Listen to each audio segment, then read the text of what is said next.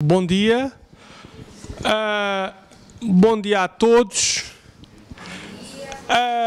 Temos hoje uma aula diferente, uma aula que naturalmente será gravada, mas com todos os alunos, aqueles que se expuseram a vir cá hoje, a ter uma aula de revisão e de preparação para a oral, mas conjunta, com as duas turmas. Portanto, com as turmas da disciplina física e da disciplina em método online. Bom, o que é que eu tenho preparado para hoje? Aos que já estão presentes já disse, mas tenho que repetir por causa dos colegas que depois vão ver em diferido esta aula.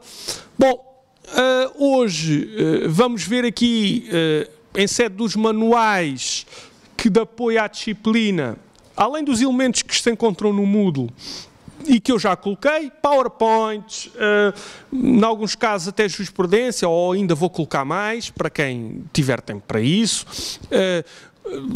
outros elementos, legislação, essencial, etc. Bom, hoje não é necessário perceber, em termos de legislação, que Código Penal é essencial. Algumas coletâneas já têm alguma legislação que nós demos nas aulas, mas eu também vou, entretanto, colocar no Moodle. O Código de Processo Penal, naturalmente, e o Regime Geral das Contraordenações, que podem muito facilmente depois descarregar através do Moodle, que já lá está, ou então imprimir diretamente do site do Diário da República online. Basta procurar Regime Geral das Contraordenações. São 25 páginas, não é assim muito grande, é pequeno, um regime relativamente pequeno, mas com algumas dificuldades. Depois, o quê? Não ouvi. Depois temos, em termos de manuais, este aqui, para o direito penal. Depois temos este para continuação do direito penal e depois um mais curto para o processo penal e um para o direito das contraordenações. Bom, já sabem, eu também me queixo da dimensão do programa, mas é o programa que temos para cumprir, vocês também se queixaram, é absolutamente normal, o programa é grande, mas o professor fez algumas seleções. E como o professor fez algumas seleções, o professor entende que também é vosso direito saber que seleções fez, com base naquilo que se encontra no manual. E eu vou-vos dizer, designadamente, quais são as páginas mais importantes. Regra geral, importante é tudo, mas houve coisas que nós não aprofundamos. E há coisas que não são obrigatórias da vossa leitura. Vejam, e começando pelo direito penal da professora Maria Fernanda Palma, Conceito Material de Crime, Princípios e Fundamentos. A edição é a 4ª de 2019. Há aqui, logo, um ponto muito importante, que é o que se encontra no capítulo 1, o Conceito Material de Crime e os Princípios e Fundamentos. E este capítulo, lembram-se, dedicámos muito da nossa atenção. Bom, mas há aqui uma parte que pode não ser tão relevante. Por exemplo, da página 64 até à página 70. E, portanto, tudo que tenha aquela discussão 70, até à página 70. E, portanto, diga, Vera. Não, da 64 à 70. 64 a 70. Pronto, ouviram todos? O quê? Pronto. Se calhar vêm para a frente, porque eu acho que isto faz aqui uma... venham para a frente. É mais fácil. Juntem-se aos colegas, não façam fações. Juntem-se todos. É uma oportunidade única de comunicar entre vós. Não, estas são menos importantes. Eu vou dizer as menos importantes. que são aquelas que não são obrigatórias. Pronto. Este ponto, mas denoto que estas primeiras 100 páginas foram 100 páginas a que nós dedicámos, salvo erro, 3 aulas. Portanto, são muito importantes para a oral. Depois, no segundo ponto, ou capítulo, se quiserem, deste manual, temos o princípio da legalidade, interpretação da lei penal e aplicação da lei penal no tempo. Bom, aqui eu acho que é praticamente tudo. O que é que temos que tirar? O ponto 14, cooperação judiciária internacional, extradição e regime do mandato de detenção europeu. Mas, do ponto 14, o que nós não demos com profundidade foi o regime do mandato de detenção europeu. Certo? Da página 205 e seguintes, nós não demos aqui o problema da cooperação judiciária internacional. Mas a extradição em geral, sim. Mas não demos aqui este ponto. Este ponto foi... Bem como, já agora, eu por acaso não tinha dito, o problema das leis temporárias, o ponto 11, das páginas 180 a 182, também não foi dado com profundidade. Ponto 11 do primeiro manual, 180 a 182. Portanto, isto não foi dado com profundidade, é facultativo. O problema das leis temporárias e de emergência. Pronto. Mas volto a dizer, se não tem, devem ter. É recomendado. Diga? Não é muito importante. Não é, é facultativo mesmo. Depois vem outro manual. O direito penal, parte geral. A teoria geral da infração como teoria da decisão penal. Já sabem, isto é aqui fomos retomar e beber do primeiro manual. Portanto, o primeiro manual estabeleceu as bases do direito penal e aqui fomos explicar o que era a infração penal. Aqui este manual é muito importante. Ora, mas também aqui há algumas coisas que não são assim tão importantes. Bom, há aqui a definição de crime é muito importante no parágrafo 1º, ou capítulo, como quiserem, mas no B, eu acho que sinteticamente o ponto B do capítulo 1º, das páginas 36 a 54, pode muito bem ser substituído pela aula que eu dei a este respeito. A aula que eu dei nesta matéria é suficiente para isso. Quem não foi à aula deve ler esta parte do capítulo, mas quem foi à aula pode, naturalmente, passar bem sem o ler. Pronto. Depois, há, naturalmente, também aqui... Este capítulo é maior. Há aqui outras coisas. Das páginas 170 a 172... o ponto J do capítulo 6º, que é dolo e pré-intencionalidade, crimes dolosos e crimes agravados pelo resultado, eu acho que a aula também substitui bem este ponto. Também são só 2 páginas. Há, por outro lado, outro ponto que eu acho menos importante, que também é substituído facilmente para as aulas. Capítulo 8º. O capítulo 8º da justificação, das causas de justificação, pode muito bem ser substituído na sua plenitude pela matéria que eu dei nas aulas. O que vocês precisam de saber foram aqueles tópicos essenciais que eu dei nas aulas, em sede de justificação. Já o 9º, depois, a estrutura normativa já não tão importante, mas a justificação talvez seja mais importante, e aí vocês devem lê-lo, o capítulo 9. Pronto. Por outro lado, os elementos subjetivos da causa de justificação, parágrafo ou capítulo 11º, eu também acho que facilmente é substituível pelas aulas. Portanto, não tem que saber mais do que aquilo que está nas aulas, e basta aqueles tópicos essenciais que nós demos. Não é preciso saber com muita profundidade neste sentido, e reparem, já são assim quase 40 páginas a menos. Portanto,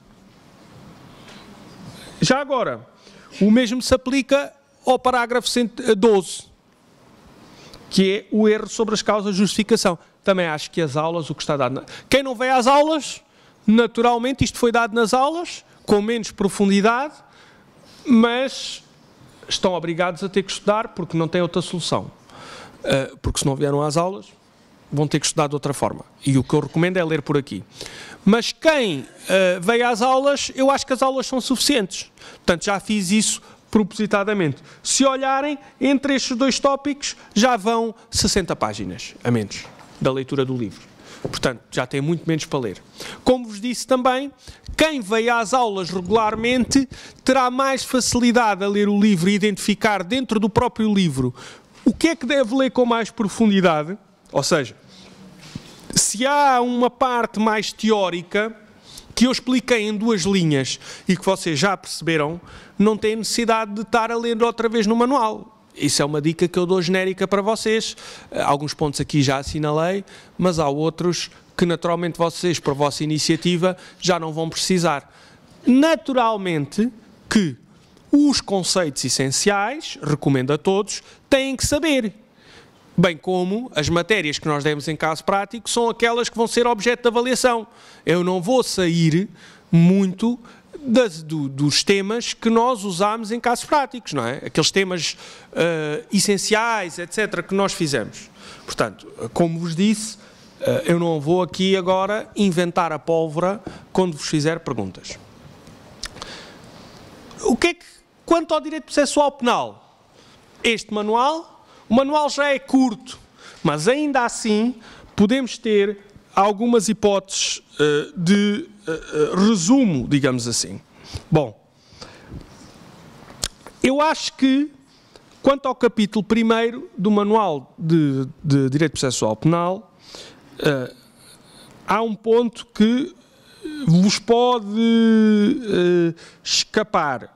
Ou seja, no capítulo 1º, o ponto 4 não é obrigatório, de leitura obrigatória, parece-me, com muita profundidade, mas leiam das páginas 21 às 23 mesmo assim. Diga. O tópico 4, o Código de Processo, a estrutura do processo penal português. Têm que saber como é que ela é, mas não têm que fazer um percurso histórico. Não são obrigados. Basta-me, a mim, que vocês saibam porquê e como é que existe essa estrutura. Depois, o resto, também não há muita forma de haver aqui um corte, podem continuar. O que é que eu vos disse que não será, em princípio, de grande avaliação? O capítulo 8º, a impugnação das decisões, a reclamação e o recurso. Vocês só precisam de saber que existe e as diferenças. Não têm que saber o regime de forma muito aprofundada. Foi isso que eu vos disse. Como tal qual nós nas aulas também não aprofundámos, também aqui não será objeto. Com isto, não tem, em circunstância alguma, mais do que 200 páginas para ler aqui. E, portanto, para uma disciplina, sente certo que tem imenso material de apoio no Moodle e que devem naturalmente começar por onde? Ter a legislação ao lado, começar por ler os PowerPoints para perceber quais são os pontos mais importantes, depois dos PowerPoints naturalmente fazer a leitura do livro. E isto é uma forma de estudo que eu acho que é adequada para vocês terem as noções essenciais. Portanto, como já tinha dito também anteriormente, quando é em matéria, o tema da impugnação das decisões não é o tema mais importante no processo penal. Chegamos ao direito contra a ordem nacional, que, não obstante também um manual curtezinho para o que é típico no direito, portanto é um manual que não é muito grande, é um manual que pode ter aqui algumas coisas que não são necessárias, de leitura necessária. Desde logo a história, que está no capítulo 1. Como vos disse, nada nesta fase do vosso estudo interessará, pelo menos obrigatoriamente, para fazer a disciplina, saber a história do direito das contraordenações. Claro que se um aluno tiver uma ambição de nota bastante elevada, pode lê-la se tiver tempo e isso será naturalmente valorizado. Mas não é de leitura obrigatória para nenhum aluno passar à minha disciplina fazer a história do direito das contraordenações. Vejam designadamente as páginas 9 e seguintes até às páginas 41. Aí sim, lembrem-se que o direito das contraordenações, este manual, não tem que saber mais do que aqui está. Este manual serve perfeitamente aquilo que eu pretendo. São manuais sintéticos e mais pequenos do que outros, se calhar, que têm noutras disciplinas, mas são manuais que servem perfeitamente para aquilo que eu pretendo que vocês saibam, que, basicamente, é um conhecimento integrado entre a teoria e a prática. Muito resumidamente, a nível do direito contraordenacional, vai tudo nos PowerPoints, correto? Não. Não? Não, então nós demos mais do que isso. Não? Não, nós... Quando lemos que é a parte histórica... Não, nós demos mais do que isso. Os PowerPoints só têm a súmula do que nós... Não, não é.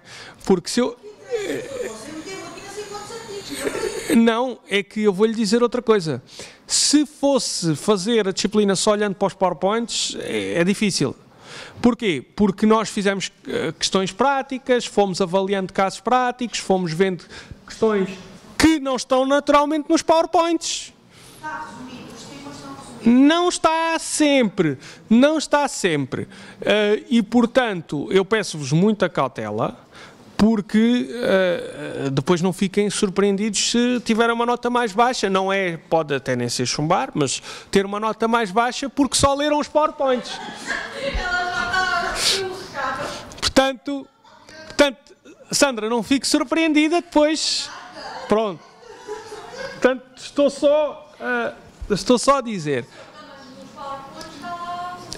Os tópicos que nós demos.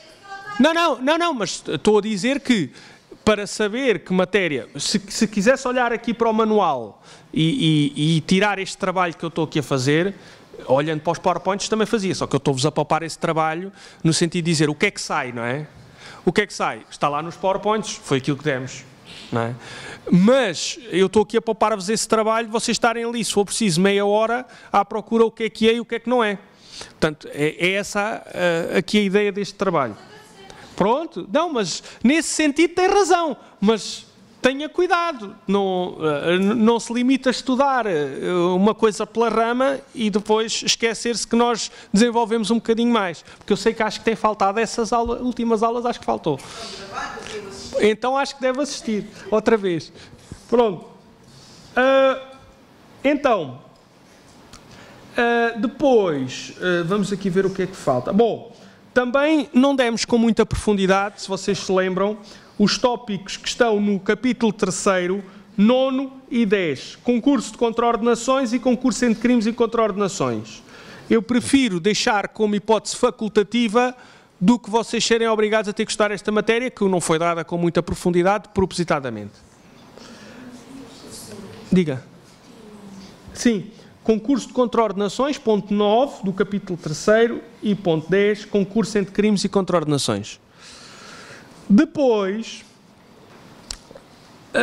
também não demos com profundidade no capítulo 4º, o ponto 4, a responsabilidade subsidiária e solidária dos dirigentes de pessoas coletivas pelo não pagamento por estas das coimas em que foram condenadas. Depois, também se lembrem que, naturalmente, que nós demos no capítulo 5º o ponto 6, mas este ponto 6 não foi dado com a profundidade de ser ao ponto de ser obrigatório. Portanto, também será facultativo. De resto, acho que demos tudo o que está aqui. Diga, o tópico. decisão definitiva, caso julgado e revisão. De resto, deves tudo o que está aqui. Portanto, hoje limitamos-nos a fazer ainda, vou ver aqui as horas, caso julgado, já são 11 horas, caso julgado, decisão definitiva, caso julgado e revisão. Pronto, dentro de cerca de 15 minutos, se calhar fazemos um intervalo, que vocês já estão aqui dentro há muitas horas e devem estar cansados, 15 minutinhos, pronto. Eu tenho aqui um caso prático, já comecei a resolver com os outros colegas ontem este caso prático, mas voltamos aqui, retomamos quanto a este elemento. Não vai ser, em princípio, aqui uma resolução participada, porque o tempo não nos permite, mas eu vou indicando alguns tópicos. Portanto, ponto 1, depois está lá no Moodle, atenção, este caso já lá está disponível para todos. Qual é o caso prático? É um caso prático que eu coloquei para estas aulas, está lá. Está lá um caso prático no Moodle que diz, salvo erro, 7 de janeiro. Ponto 1. Chegado ao fim do inquérito, o Ministério Público decide promover uma suspensão provisória do processo movido pela Sociedade X contra Aníbal. 3 meses mais tarde, a Sociedade X, que entretanto se constituirá assistente, é notificada do despacho de arquivamento. Passados 2 semanas, Bruno dirige-se a si, na qualidade de advogado, e pergunta se um dia alguém chegar a advogado, mas não é essa a ideia, e pergunta o que poderá fazer para reagir ao despacho de arquivamento, tendo em conta que não foi notificado da decisão de suspender provisoriamente o processo.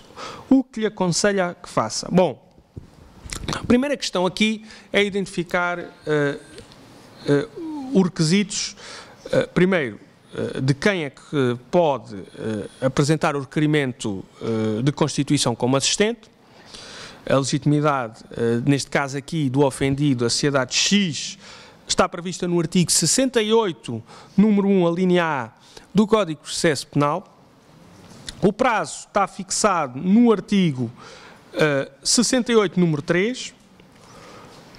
E havia que também mencionar que a representação judiciária ocorre por via de constituição obrigatória de mandatário ou de pedido de apoio judiciário. Artigo 70. Por outro lado, implica também o pagamento da taxa de justiça nos termos do artigo 519 do Código de Processo Penal. Bom, depois há aqui que falar logo noutra coisa.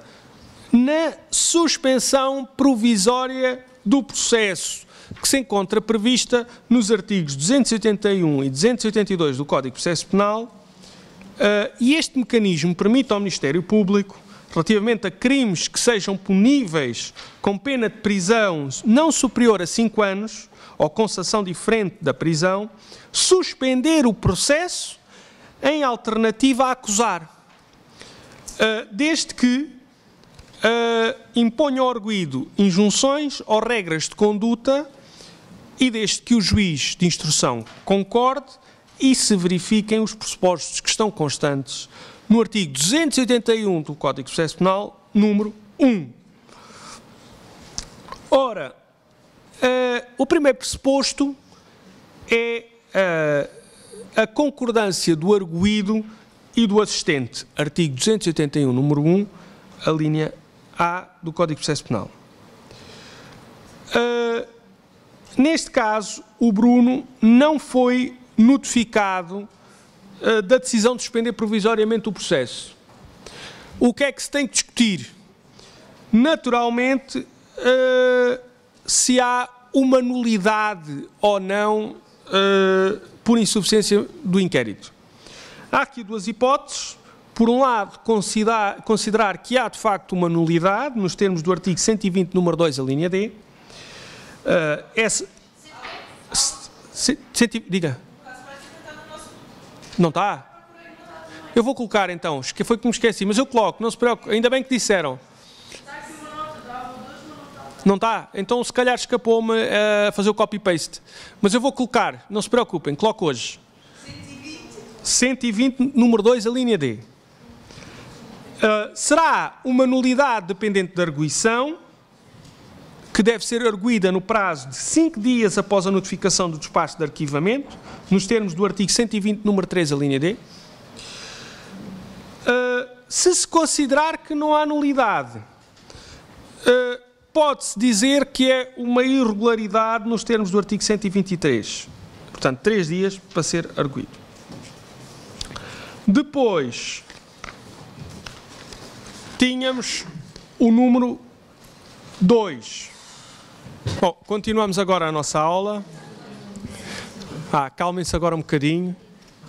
Sei que vocês costumam estar sempre bem dispostos e devem estar bem dispostos porque estão a pensar na oral e, portanto, como estão bem dispostos a pensar o que têm que estudar, e eu acho isso bem, acho que fico sempre contente de ver que os meus alunos conseguem rir-se um bocadinho comigo, é bom sinal. Isto é genericamente, portanto, o quê? Pois, eu também espero que sim. Espero que depois da oral vocês continuem a rir muito comigo e que, como têm feito todos até aqui. Portanto, seria um ótimo sinal que nós nos continuássemos todos a dar bem como temos dado até aqui. Pronto. Sim, eu pelo menos... Pois, pronto.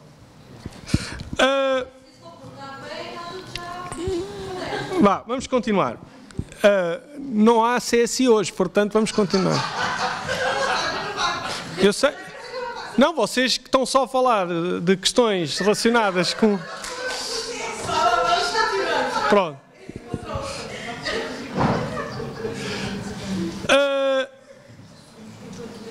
Não há dúvidas que vocês gostam muito de séries de televisão, mas isso, hoje não há cá séries de televisão, nem vamos falar nada disso. Vamos então falar de outro ponto. Tínhamos aquela questão anterior, relativamente à suspensão provisória do processo, e imaginemos que após a prática dos factos de Aníbal, entra em vigor uma lei, a Lei 10 de 2019, de 1 de junho, que revoga o número 3 do artigo 224 do Código Penal. E agora, aquilo que se pode perguntar é: esta alteração legislativa poderá produzir alguns efeitos ao processo que se venha a instaurar? Bom, aqui o que estava em causa era o crime de infidelidade, que tem natureza de crime semipúblico, tornando-se público, produz efeitos no processo a instaurar. Em princípio, não produz. E, portanto, mantém-se sempre a necessidade de queixa como condição de procedibilidade. A introdução de uma norma que produza uma supressão de uma norma, ou a supressão dessa norma que altera a natureza de um crime, é genericamente entendida como consubstanciando uma norma processual penal material. Ou seja, aqui, neste tipo de normas, não se aplica a regra do tempus regit actum, ou seja, a regra que está prevista no artigo 5º, número 1 do Código de Processo Penal, e aí se diz: a lei processual penal é de aplicação imediata, sem prejuízo da validade dos atos realizados na vigência da lei anterior. Portanto, deve aplicar-se a norma que se revele concretamente mais favorável ao arguido, de modo a evitar a aplicação de uma lei nova que o coloque numa posição desfavorável. Quais eram as regras aqui relevantes? Bom, para chegar a esta conclusão, o artigo 29, número 4 da Constituição, a leitura também desse 29, número 4 da Constituição com o artigo 2º, número 4 do Código Penal, e ainda o artigo 5º, número 2, a linha A do Código de Processo Penal. Depois Depois, um outro ponto seria... Dê-me só um segundo. Não, este ponto não me interessa. Tenho que fazer aqui um corte. Seria a seguinte pergunta. Durante um primeiro interrogatório judicial do arguido, detido, o juiz de instrução submeteu Daniel à prisão preventiva com fundamento no disposto no artigo 204, número 1, a linha C do Código de Processo Penal. Após ler a decisão, o juiz de instrução dirigiu-se ao arguido dizendo: só tenho pena de não poder condená-lo já. Pessoas como vocês repugnam-me. Admita que foi nomeado defensor do Daniel após a dedução do despacho de acusação e que no início da instrução se depara com o mesmo juiz. O que deverá fazer? Bom, nós falámos disto muito brevemente, embora não seja uma matéria determinante, que é a possibilidade de haver a recusa do juiz. E, portanto, se houver um motivo grave, sério e adequado a gerar desconfiança sobre a imparcialidade do juiz, então, naturalmente, poderá haver um incidente de recusa. Vejam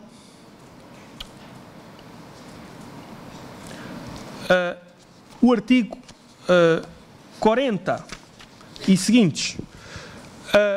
Se olharem para o artigo 40, a linha A, o facto do juiz de instrução ser o mesmo juiz que aplicou prisão preventiva ao arguido na fase de inquérito não constitui impedimento a que este vá presidir a fase de instrução, como se vê nos termos do artigo 40, a linha A, que apenas se aplica à fase de julgamento. Portanto, o regime dos impedimentos está excluído, neste caso que eu indiquei. O que pode acontecer é que estas declarações proferidas pelo juiz no primeiro interrogatório judicial do arguido detido constituem motivo sério e grave apto a gerar a desconfiança sobre a sua imparcialidade, desde logo porque permitem indiciar um preconceito ou uma predisposição relativamente ao sentido decisório. E, portanto, o que vai acontecer é que, nestas diligências, o juiz já está a dizer: bom, atenção, eu tenho qualquer coisa contra ti. Em termos... Diga. Sim, também.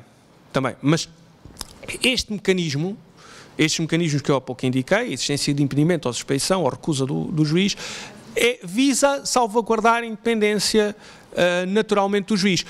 E, portanto, se no moral vos colocado perante essa hipótese, naturalmente que eu valorizaria o aluno que me explicasse porque é que é tão importante a independência no processo penal. E, portanto, acho que devem fazê-lo e explicar. Naturalmente, falar da posição de fragilidade no direito sancionatório em que o arguido se encontrará, explicar naturalmente que ele será, na relação que se encontra da aplicação de uma potencial sanção, destinatário de direitos fundamentais e, portanto, esta independência, como qualquer exercício da função jurisdicional, mas aqui particularmente necessário, é muito exigente. E, portanto, principalmente por este tipo de motivos. Depois, já se pode ponderar a dedução de um incidente de recusa, requerendo aqui o afastamento do juiz. Tanto pode ser este incidente proposto pelo arguido, mas também pelo Ministério Público assistente às partes civis. E nos termos do artigo 43, números 1 e 3. Este requerimento tem que ser apresentado juntamente com os elementos em que se fundamenta, portanto, eventualmente aqui teria que se buscar a gravação do primeiro interrogatório onde o juiz disse isto e dizer: atenção, meus caros, há aqui uma prova essencial que fundamenta este meu pedido. Face aos dados que temos, também me parece haver razão para haver este incidente, portanto, não há dúvidas que aqui estaria em causa. E ele tem que ser apresentado até ao início do debate instrutório nos termos do artigo 44, que será apresentado perante o Tribunal imediatamente superior. Neste caso seria o Tribunal da Relação nos termos do artigo 45, número 1, alínea A do Código de Processo Penal. Exatamente.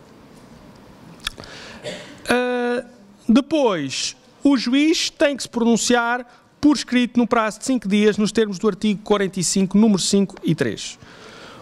A Tribunal da Relação decide por despacho irrecorrível no prazo de 30 dias nos termos do artigo 45, números 5 e 6.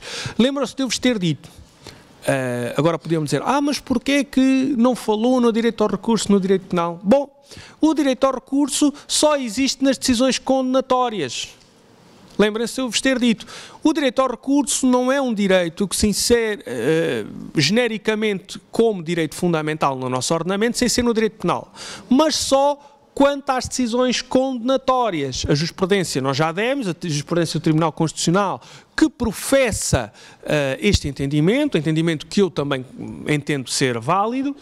Agora, genericamente, não existe no nosso ordenamento um direito ao recurso, salvo na situação em que há uma decisão condenatória em sede de direito penal. E aí sim há necessidade de haver recurso. Portanto, não fiquem confusos quanto à inexistência aqui de um despacho que não é recorrível. Pronto. O juiz em causa, nos termos do artigo 45, número 2, pratica apenas os atos processuais urgentes ou necessários para assegurar a continuidade da audiência.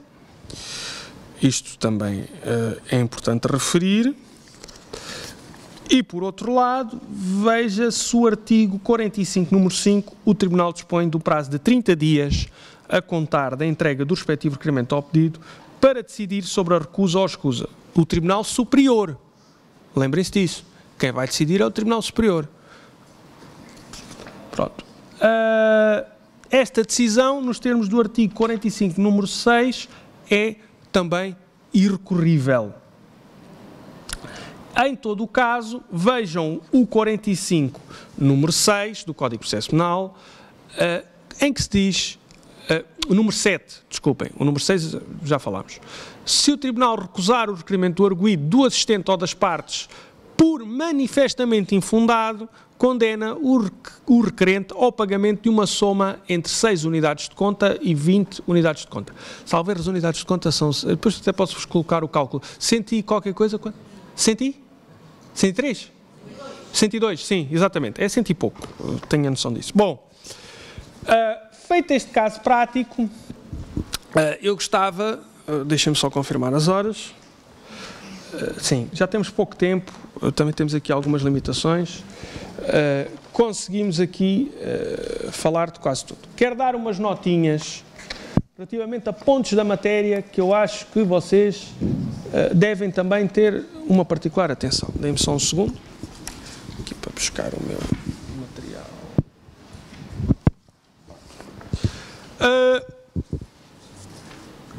Lembrem-se, nas partes da matéria que eu vos... na parte inicial, há uma parte mais teórica, que se calhar alguns de vocês não estavam presentes nas aulas, outros estavam, mas que é muito importante. Porquê? Não ignorem, desde logo, questões como o conceito de direito penal, conceito de crime, saber que o direito penal, ou o que é o direito sancionatório em geral, que ramos de direito, como é que se distingue este ramo de direito em relação aos outros ramos de direito. Lembrem-se também, isto também de introdução, onde é que se insere o direito penal. Todas estas questões teóricas são muito importantes, não são para esquecer. Lembrem-se desde logo que há uma matéria que, com 99% de hipótese, sairá em quase todas as orais. Matéria dos princípios, que nos fartámos de falar. Portanto, se nós condensámos tanta atenção nos princípios, essa pergunta, quer seja em sede de controle nacional, quer seja em sede de processo penal ou penal, vai sair de certeza. Uma pergunta sobre princípios pode sair a qualquer momento. Portanto, como vocês também já adivinhavam, porque nós fizemos algumas... Eu fiz algumas opções relativamente ao programa e quis-vos dar instrumentos para que vocês soubessem pescar. E, portanto, mais importante do que vos ensinar noções era saber que vocês trabalhar com as noções que vão aprender. E, portanto, sem saber os princípios, ninguém sabe verdadeiramente nem o que é o direito penal, porque o direito penal é um ramo de direito literalmente especial em relação aos outros, porque tem um método muito diferente daqueles com que vocês têm contactado até agora ao longo do curso. E, portanto, exceptuando naturalmente o direito disciplinar, nos outros ramos de direito, aqui estes princípios são muito diferentes daqueles que vocês têm aprendido. Depois, lembrem-se, não podem ignorar também distinções como se temos disciplinas à parte, uma parte substantiva e uma parte processual, vocês não se esqueçam das diferenças entre o direito penal material, substantivo, e o direito processual. São um conjunto de questões que vocês não podem nunca esquecer-se. Depois, naturalmente, há aqui uma coisa que eu gostava de particularizar, porque foram questões que me foram colocadas relativamente ao seguinte, que é, qual é o regime subsidiariamente aplicável ao direito contraordenacional? Dê-me só aqui um segundo para eu situar-vos aqui. Deixa-me só aqui. Bom, quanto ao direito contraordenacional substantivo, é naturalmente o Código Penal. É o que nos diz o artigo 32 do Regime Geral das Contraordenações. Qual é a questão que aqui se coloca? Estamos a falar da fase administrativa. Se estamos a falar da fase administrativa, e como eu vos disse, há normalmente na natureza jurídica do direito contraordenacional uma natureza híbrida. Bebe, por um lado, no direito administrativo, nas normas, na ideia de não ter uma natureza criminal, mas, por outro lado, bebe também na natureza do direito penal, nos princípios, nas regras, muitas dessas regras.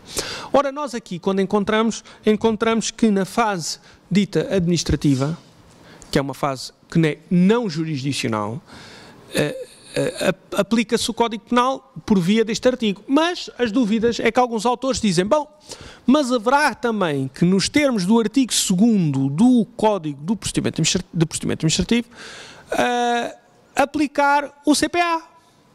Portanto, a dimensão que se aplica é uma dimensão híbrida. Por um lado, aplica-se o Código Penal quando haja solução para isso, mas quando não existir essa solução, por exemplo, dou-vos um exemplo em que se discute muito. Se eu tenho que aplicar o regime das suspensões do CPA, 69 e seguintes, se isso se aplica ou não. Pronto.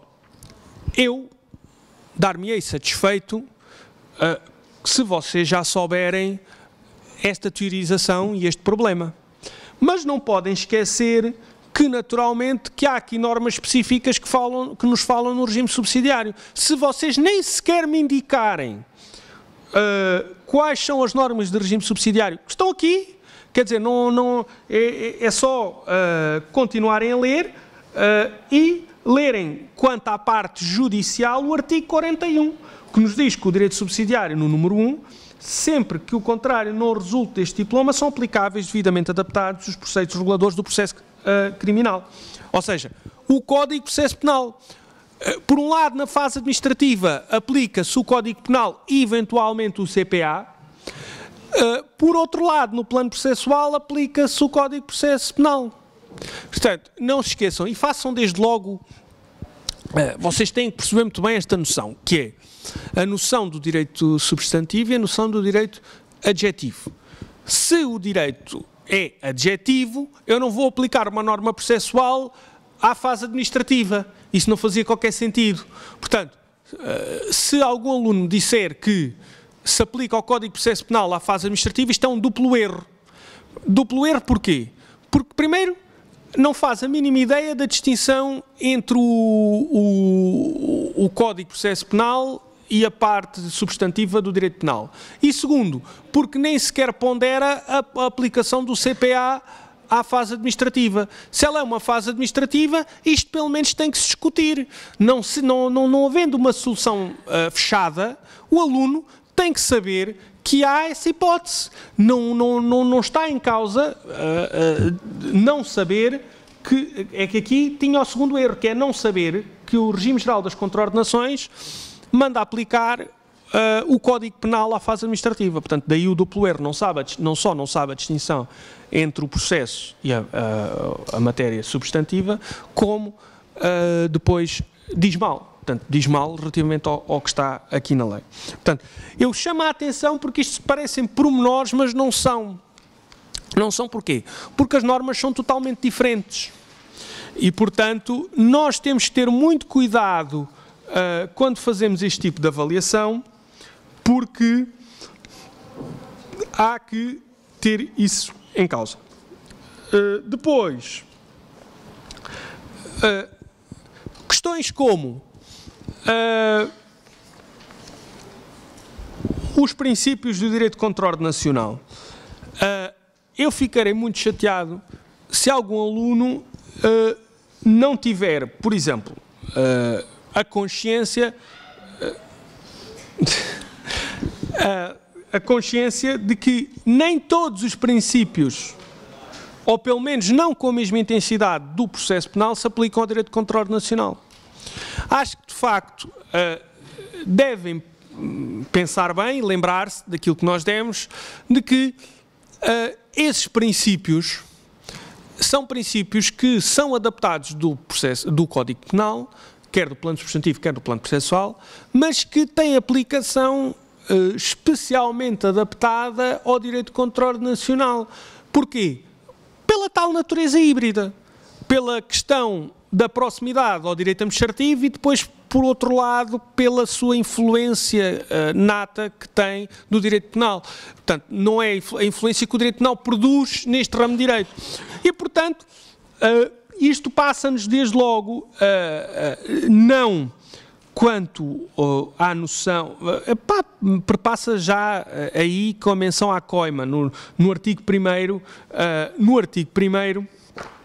do regime geral das contraordenações, e isto é outra coisa que eu vos digo, quer dizer, qual é a noção de contraordenação?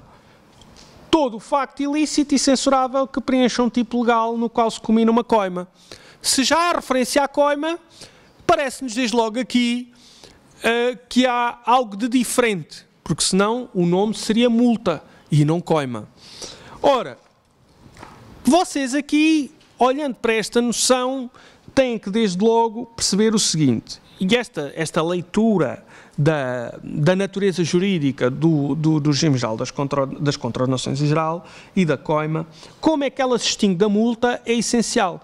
E é essencial ter em conta o artigo 49 do Código Penal. Porquê? Porque a multa, a grande distinção é a sua natureza criminal. E, portanto, há uma natureza pessoal, portanto, não transmissível, em que eu, se não a pagar, porque ela não pode ser paga por um terceiro, ela pode ser convertida em dias de prisão, o que nunca pode acontecer com a coima. E, portanto, nunca se esqueçam disto. Para perceber a distinção entre a multa e a coima, é a questão da sua natureza e dos efeitos que a multa produz, que a coima não produz, que está no artigo 49 do Código Penal. Portanto,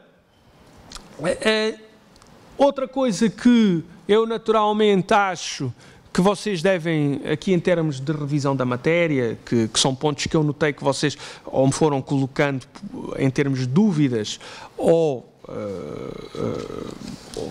questões que têm colocado nos últimos tempos, tem que olhar para a estrutura do regime geral das contraordenações e nunca se esquecer do seguinte, que há uma parte substantiva e uma parte adjetiva. Daí ser fase administrativa e fase jurisdicional. Portanto, estas duas fases terão um tratamento diferente, porque só se chega verdadeiramente ao tribunal na fase jurisdicional. Na fase administrativa não estamos perante um tribunal, mas sim uma entidade administrativa que vai aplicar a coima. Eventualmente. Isto, naturalmente, vejam os artigos 33, 48 e 54. A iniciativa é da autoridade administrativa ou entidade administrativa. Já sabem, eu prefiro a palavra entidade administrativa à autoridade administrativa. E 54. Depois,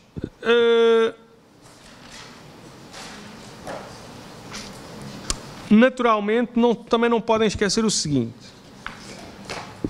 Isto para corrermos aqui os tópicos essenciais da matéria. Artigo 7º.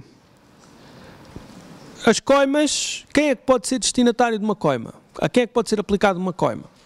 Bom, pessoas singulares, bem como pessoas coletivas ou associações sem personalidade jurídica. Artigo 7º, número 1. Portanto, não se aplica nem só a pessoas singulares, nem só a pessoas coletivas. Aplica-se aos dois. Outro tópico que possa ser interessante. Lembrem-se, eu sei que foi uma matéria que vocês, se não adoraram, fizeram muitas perguntas sobre ela, que é a aplicação da lei no espaço. No direito contraordenacional, vejam o artigo 4º, a linha A. São puníveis as contraordenações praticadas em território português, seja qual for a nacionalidade do agente. Se praticada no território português, independentemente da nacionalidade, há responsabilidade contraordenacional. Eventualmente, vai-se apurar se há. Diga? Não houve. Pronto. Artigo 4º, a linha A. Portanto, seja qual for a nacionalidade do agente, aplica-se a lei portuguesa. Certo? Depois, o que é que falta aqui? O resto das regras são muito parecidas. Também já falámos. Há se calhar aqui outra coisa.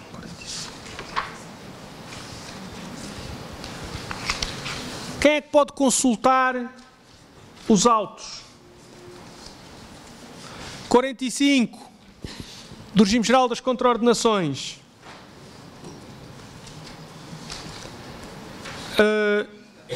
Portanto, as entidades administrativas podem consultar os autos,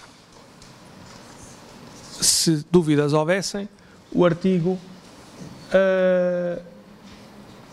45 permite.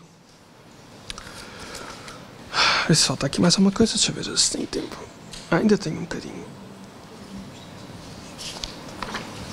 Aqui outro ponto que eu gostaria de... Uma coisa que me perguntaram, até foi a Carolina, que está aqui presente, acho que não estou cometendo nenhuma inconfidência, mas eu gostava também de falar aos outros colegas. Artigo 51, admoestação. Uma pergunta, o que é a admoestação? Alguém quer responder ou querem que eu diga? Já. É uma espécie de reprimenda. Pronto, no fundo, é não pecuniária, a palavra melhor é advertência. Melhor do que reprimenda é advertência. E, portanto, que é feito ao arguido... Diga, eu não ouço. Sim.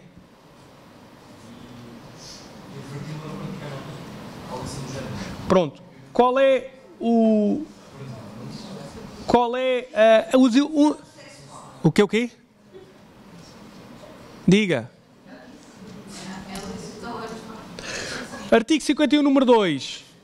A admoestação é proferida por escrito.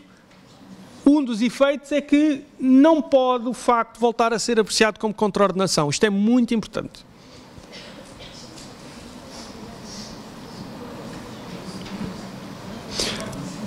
A nota, aquilo que disse estava certo, mas há aqui dar uma nota, que é a melhor palavra para ajudar, para auxiliar a perceber o que é um dos efeitos é também uma desaprovação do comportamento do agente. Eu desaprovo através da admoestação. Pronto. Outras coisas. Estamos mesmo a terminar.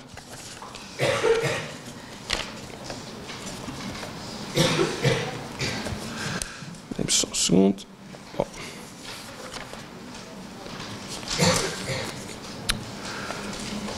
Que tipo de penas existem? Carolina, quer responder? Está a olhar para mim? Se quiser pode responder. Que tipo de penas existem, Carolina? Artigos 41 e seguintes do Código Penal. Portanto, temos naturalmente a pena de prisão, pena de multa, a pena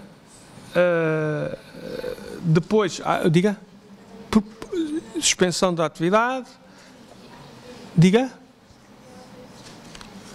não ouço, Carolina, diga, pode dizer, pena de prisão, pena de multa e pena de suspensão da atividade. Pronto.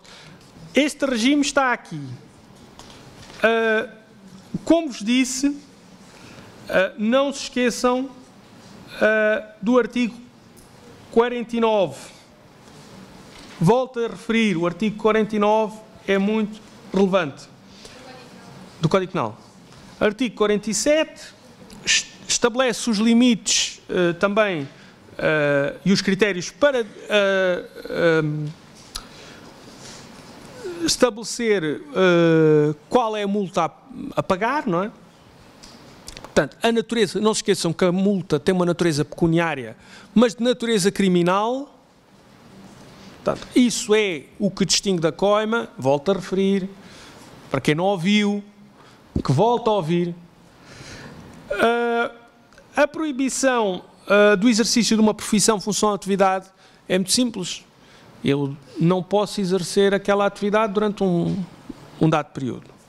E a pena de prisão também é fácil, não é? Acho que já todos sabem o que é a pena de prisão. Ou ainda têm dúvidas? Pronto. Mas estes pontos eu gostaria de realçar, meus caros. Temos mais 10 minutos, eu quero fazer mais algumas observações, agora um bocadinho em pé, porque já estou há muito tempo sentado.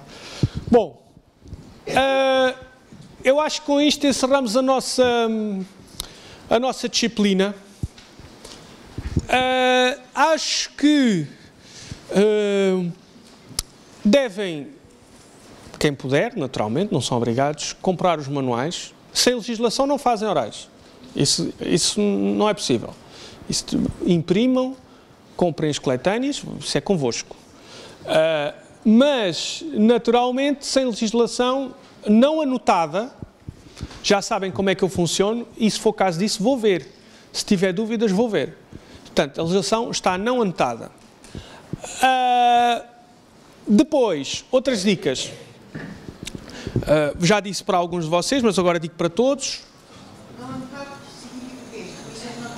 Podem, não pode estar com matéria, não pode estar com conceito, não pode estar... tudo limpinho, já não há consulta. Na oral não há consulta como houve na vossa turma.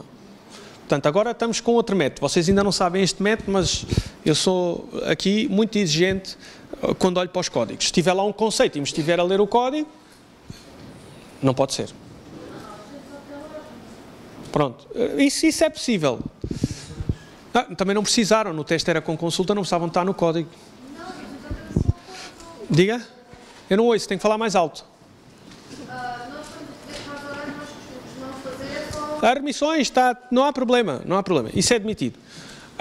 Depois, outra dica para a oral. Não devem, naturalmente, se não sabem, não inventem. Inventar significa correr mal. Porque o professor fica com má impressão vossa. Isso depende. O tempo é rápido. Eu sou rápido a fazer orais. Se o aluno não sabe, eu passo automaticamente para outra. Não sabe uma, não sabe duas, não sabe três, acaba. É rápido. Se souber, também será rápido porque o aluno responde imediatamente. Porque, por exemplo, eu dou-lhe um exemplo. Como é que se chama a sua mãe? Está a ver? Quanto tempo demorou a responder? Portanto, é porque sabia. Portanto, eu espero que nas orais seja exatamente a mesma coisa. Não. O tempo que tem é... Calma. Vá. Calma. O que pode acontecer é o seguinte. Se estão à procura da base legal, podem estar à procura com alguma calma. Porque... Diga. Eu acho que já tinha referido noutra aula que é muita matéria. Isso também eu acho. É muita matéria com uma disciplina. Eu também acho, mas isso terá que... Acho que quase todos os colegas, mesmo da presencial, dá também Isso até o professor acha que é muita matéria. vai ser impossível conseguirmos ter boas notas. Pronto, mas isso não é... Pronto, não, nós demos a profundidade possível, atenção. Foi a profundidade, por isso é que eu vos disse. Por isso é que eu vos disse, vocês têm que olhar para as nossas... É assim, por isso é que eu vos disse desde o início, é muito difícil alguém numa disciplina, pela dimensão da matéria, fazer a disciplina sem vir às aulas, ou sem ver as aulas. Portanto, quem não veio às aulas e que não está a estudar, é muito difícil. Quem estuda também já é difícil porque a disciplina é complexa. Agora, o professor concorda com as vossas queixas, mas o professor cumpre o programa que tem para dar.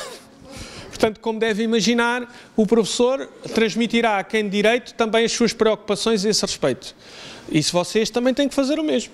Portanto, eu concordo, não discordo do que vocês dizem, acho que a disciplina é muito extensa, é muito complexa, mas não posso fazer nada, não é? A única coisa que eu pude foi fazer, dentro das nossas limitações de tempo, dar com a profundidade possível. E é essa profundidade que eu vos vou exigir. Já vos disse. Portanto, eu vou-vos exigir com a profundidade que foi lecionada. Portanto, é isso que vocês têm que perceber. Têm que ter ido às aulas ou saber o que foi dado nas aulas é absolutamente essencial para ter boas notas na disciplina ao passar. Como em qualquer disciplina, portanto, não há nenhuma disciplina que sem ir às aulas e sem estudar que não se faça. Portanto, isso é impossível, acho eu. Acho que não conheço. Em todo o caso, mais recomendações. É o que eu vos disse. Não inventem muito, não inventem se não sabem por uma razão muito simples. Porque se não sabem, não vale a pena passamos imediatamente para uma outra pergunta.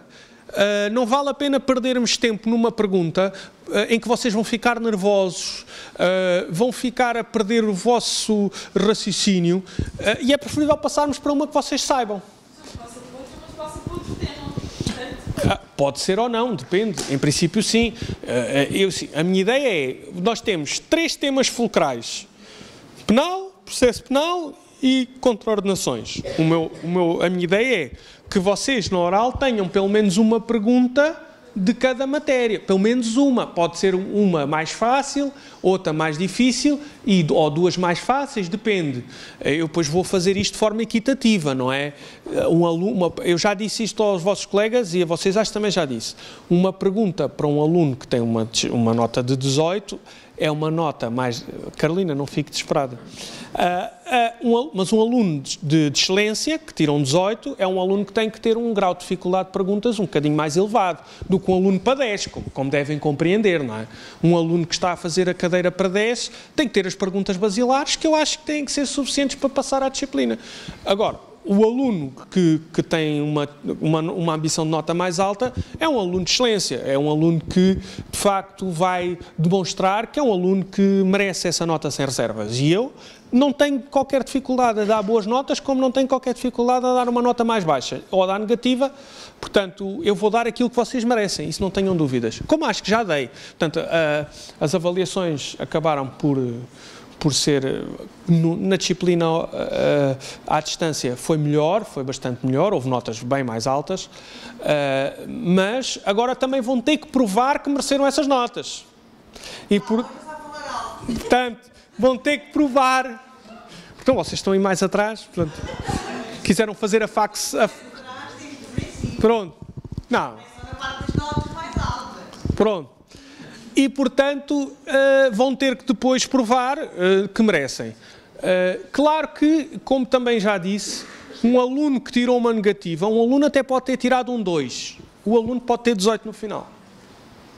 Desde que, em oral, me prove que merece esse 18. Não há ninguém que tenha notas garantidas. Nem o aluno que tem 18, nem o aluno que teve um 2.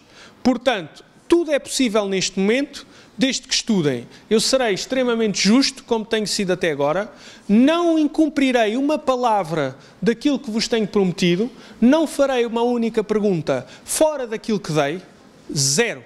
Não haverá uma pergunta que não tenha sido objeto de avaliação ou de estudo nesta disciplina. É aquilo que eu vos posso prometer. Agora vocês têm que fazer a vossa parte, que é estudar. E recomendo-vos também que façam a disciplina o mais breve possível, porque esta disciplina é difícil. Portanto, não fiquem a pensar no recurso, pensem em fazê-la agora. Em todo caso, meus caros... Porquê? Pronto, mas eu espero que passem todos à primeira, isso era o ideal. Pronto. Bom, meus caros, em todo o caso, agora só vos posso recomendar sorte, porque eu sei que as orais às vezes também são um bocadinho de sorte, acho que também tenham essa consciência, às vezes estudamos uma matéria e o professor faz uma pergunta diferente, mas para isso eu também já vos disse, em princípio vocês poderão escolher um macro tema por onde querem começar. E o professor faz perguntas sobre esse tema. Portanto, escolhem um tema dizendo, bem, eu gostaria de começar, por exemplo, por uma parte de processo penal, ou uma parte... Gostaria, por exemplo, de começar pelos princípios. E eu faço perguntas sobre os princípios. E depois, a partir daí, saímos fora do tema. Mas... isto é perfeitamente possível como regra, a menos que o aluno me diga, não, eu não quero de maneira nenhuma que escolher o tema, não quero, eu quero qualquer coisa, pronto. Mas eu pessoalmente tenho a experiência que se o aluno escolhe, é vantajoso para o aluno. Mas podem não escolher, eu não tenho qualquer preconceito com o aluno também que me diz que não vai escolher. Pronto, qualquer um poderá passar desde que saiba a matéria. Isso para mim é um postulado. É o vosso conhecimento. E eu estou lá para vos avaliar. Eu sei que às vezes também é uma tarefa ingrata, portanto, considerem também para o professor que eu sou um professor que odeia chumbar um aluno. Portanto, façam para que eu não o tenha que fazer. Portanto, dito isto, meus caros, bom estudo, terminamos a aula de hoje e até para a semana.